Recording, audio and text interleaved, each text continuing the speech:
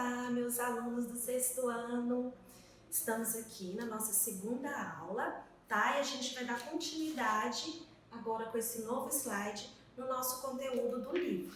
Então, vocês vão ter o livro em mãos, vão colocar agora no capítulo A Roupa e a Arte, no módulo 4, certo?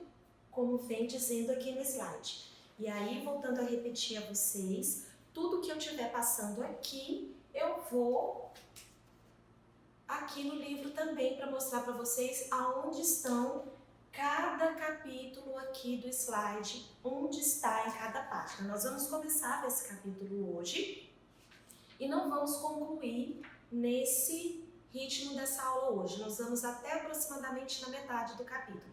E na próxima aula nós vamos concluir este assunto, certo?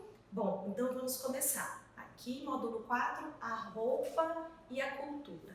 O que vamos ver neste conteúdo? Este conteúdo vai falar a respeito da cultura de diferentes épocas e diferentes lugares em relação à maneira como as pessoas se vestem. O que diz cada roupa, cada estilo de vida, por que aquelas pessoas vestem daquela maneira, qual a cultura ela pertence, qual a época que ela pertence, quem são os profissionais que estão por trás daquela roupa que nós vemos e costumamos a vestir e que gostamos de consumir. Então é isso que nós vamos ver aqui no decorrer deste capítulo. Em relação à moda e cultura, se nós pensarmos principalmente em relação às pessoas do Oriente, elas têm uma cultura que permanece por muito tempo em relação à moda. Ela não muda muito com o passar do tempo. Por exemplo, nós temos aqui o sari, onde as mulheres vestem uma espécie de tecido que envolvem no corpo, formando uma espécie de vestido. Temos aqui o bubu do homem, onde é uma espécie de túnica branca que ele coloca. Normalmente, os homens utilizam essa roupa para fazer determinados cultos. Então faz parte também da cultura ocidental, oriental, aliás. Aqui agora, jeans e tênis. Esse famoso jeans, esse famoso tênis que nós tanto gostamos de vestir aqui na nossa cultura, no nosso país e no sentido de um contexto geral da nossa época. O jeans, ele se popularizou e hoje você pode usar ele tanto para poder no dia a dia ou de uma maneira mais arrumada para poder sair a um lugar, a um shopping, ao cinema, a um restaurante, até mesmo na escola também. Algumas escolas permitem que você vá com uma calça jeans. Não dessa maneira, como está aqui estilizada, porque hoje o jeans, as pessoas costumam customizar o seu jeans e deixá-lo da maneira como gosta, como melhor se identifica com a pessoa. Não só o jeans, mas o tênis também, as camisetas, as roupas podem ser customizadas e deixá-las mais parecidas com a pessoa. É como se fosse uma identidade. Então nós dizemos agora que a roupa é capaz de transmitir a maneira como você pensa, a maneira como você é uma característica própria da pessoa. Aqui a gente vê como o jeans ele é globalizado. Em qualquer canto do mundo, a gente costuma ver as pessoas utilizando o jeans no vestuário, o tênis, tanto os homens como as mulheres. Independente da hora do dia, o jeans é uma roupa básica, é uma roupa considerada clássica. Quando nós dizemos o clássico na moda, o que a gente está querendo dizer? Que é uma peça atemporal, que ela já foi utilizada há décadas atrás e ela permanece nos dias de hoje e que com certeza daqui a um determinado período as pessoas ainda vão continuar a utilizar aquela peça. Então é como se ela fosse clássica. Utilizamos esse termo não só na moda, mas na música, no cinema, enfim, em todas as outras áreas, no futebol, utilizamos o termo clássico para poder considerar aquilo que não tem tempo, que não tem época para poder ser representado. Então, nesse slide a gente vê aqui a questão de como o jeans se popularizou.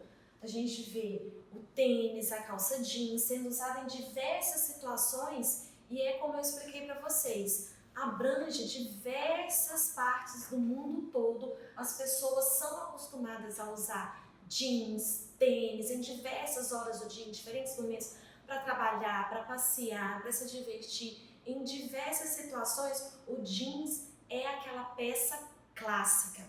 Então, clássico é aquilo que não tem tempo, em que diversas situações, em diferentes épocas, em diferentes culturas, sempre vai estar presente. Agora, a gente vai ver um outro lado da moda que é muito comum nos nossos dias atuais, que é a customização de peças de roupa. Podemos fazer customização em camisetas, calça jeans, bermudas, saias, tênis, bolsas. O que significa isso? É uma forma de colocarmos realmente a nossa característica, a nossa identidade, tornando aquela peça praticamente exclusiva.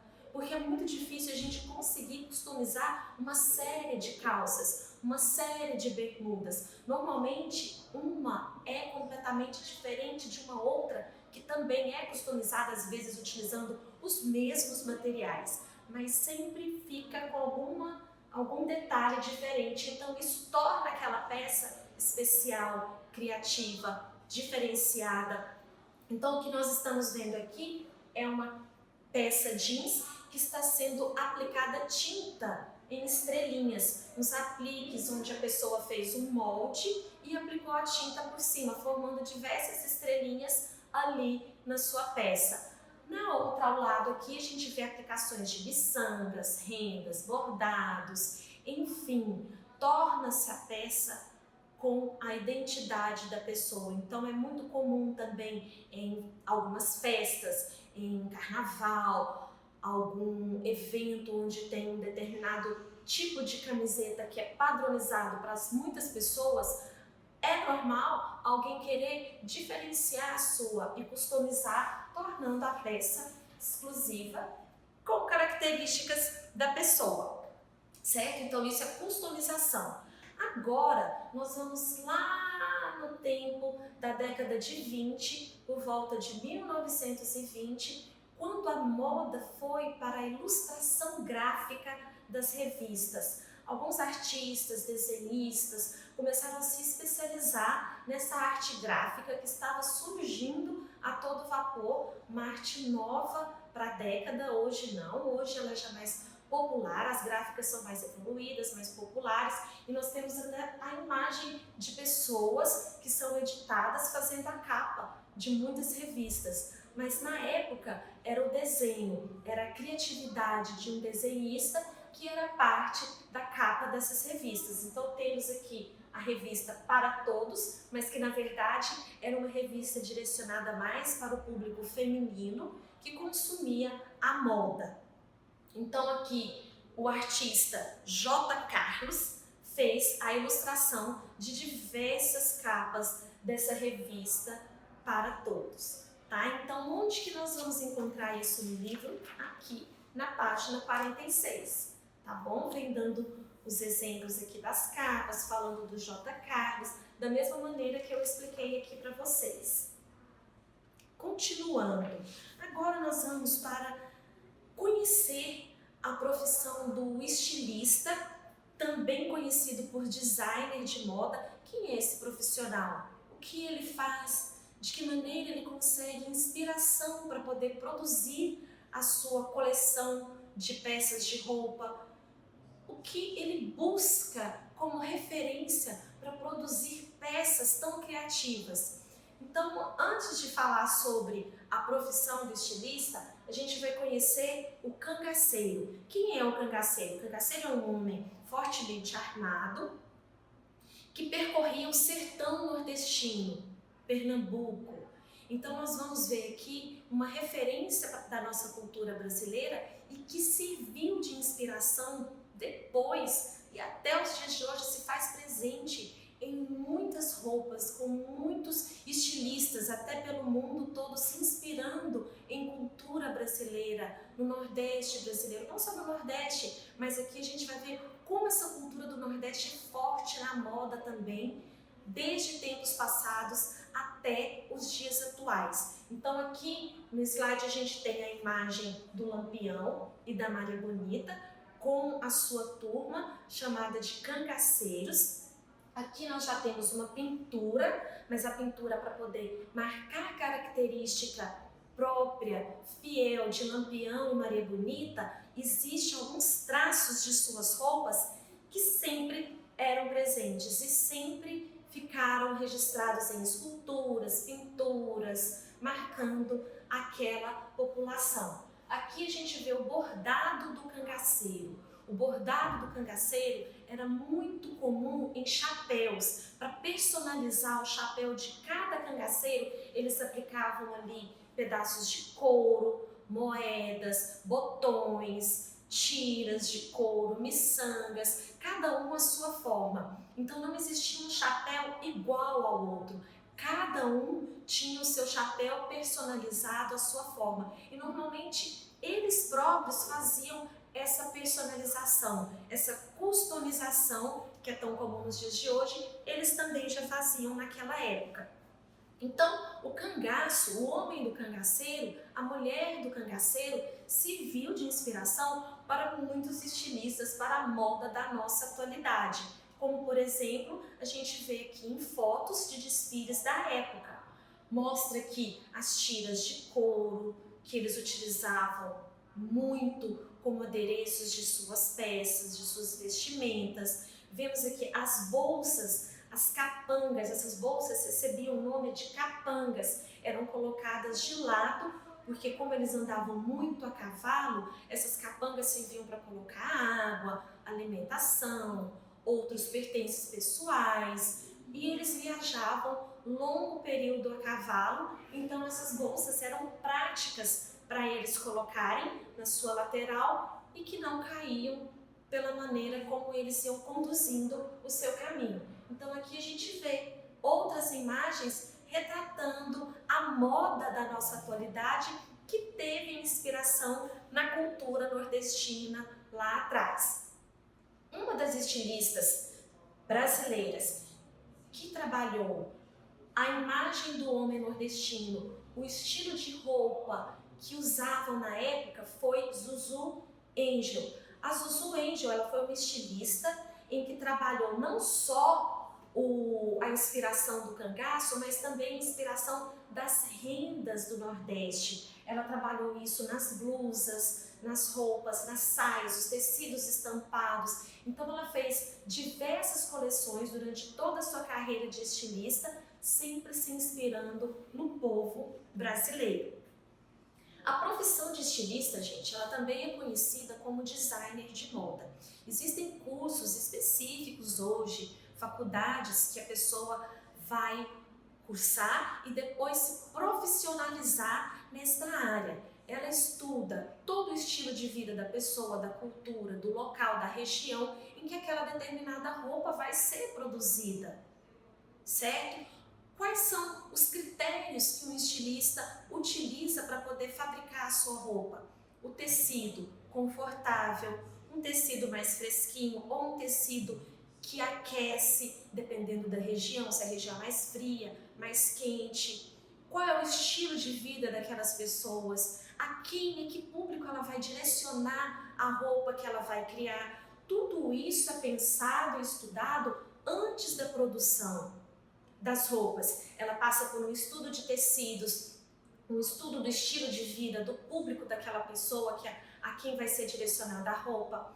Então ela passa por rascunhos, por desenhos, por esboços, até chegar à sua produção final. Então o estilista, o designer de moda, ele trabalha com essa área de fazer roupas para as pessoas de uma maneira personalizada, de uma maneira como se aquela roupa fosse feita exclusivamente para aquela pessoa, pensando em todo o seu ritmo de vida para poder facilitar o dia a dia. Tem roupas para as festas, sim, roupas que as pessoas não vão usar tanto no seu dia a dia, mas em normal, sempre seja uma roupa para festa ou para uso de trabalho, passeio, dia a dia, sempre o estilista ele vai pensar no conforto, no bem-estar daquela pessoa a quem a roupa vai ser direcionada. Aqui outros exemplos de algumas roupas da Zuzu Angel, onde ela buscou toda a inspiração no Nordeste do nosso país. Dando sequência aqui no nosso conteúdo, a gente vai agora para um outro estilista. Agora nós vamos falar de Arthur Bispo do Rosário, tá, gente? Que está aqui no livro de vocês, na página 49. Arthur Bispo do Rosário, ele já tem uma outra história. Ele fazia tratamento em uma clínica psiquiátrica e lá ele passou grande parte da sua vida. E ele tinha uma inspiração em bordar peças que colocassem ali a vida da pessoa. Só que o dia a dia dele eram roupas de médicos, roupas de profissionais da área da saúde, em que ele convivia no seu dia a dia, na sua rotina. Então são essas espécies de roupa, essas batas, em que ele buscava para poder fazer a inspiração de suas peças. E cada peça era exclusiva, não existia uma peça igual à outra. Ele normalmente dedicava essa roupa a uma determinada pessoa do seu meio de convivência e ele buscava características pessoais da identidade, do modo de ser daquela pessoa e buscava colocar referências em suas peças como etiquetas, bordados, miçangas, alguma bandeirinha de um local, de uma região que aquela pessoa gosta, que ela já foi, que ela já frequentou. Então são características exclusivas de uma pessoa. Então ele desenhava essas roupas, ele bordava essas roupas de acordo com a pessoa a quem ele ia dedicar aquela peça, o que tornou as suas peças tão exclusivas e tão bonitas de se ver. Bom, pessoal, o nosso conteúdo vai até aqui. Espero que tenha ficado claro para vocês a apresentação dos slides. Não se esqueçam que tudo está aqui no livro de vocês, tá bom? Então vou me despedir. Fiquem com Deus. Um beijo bem grande e até a nossa próxima aula.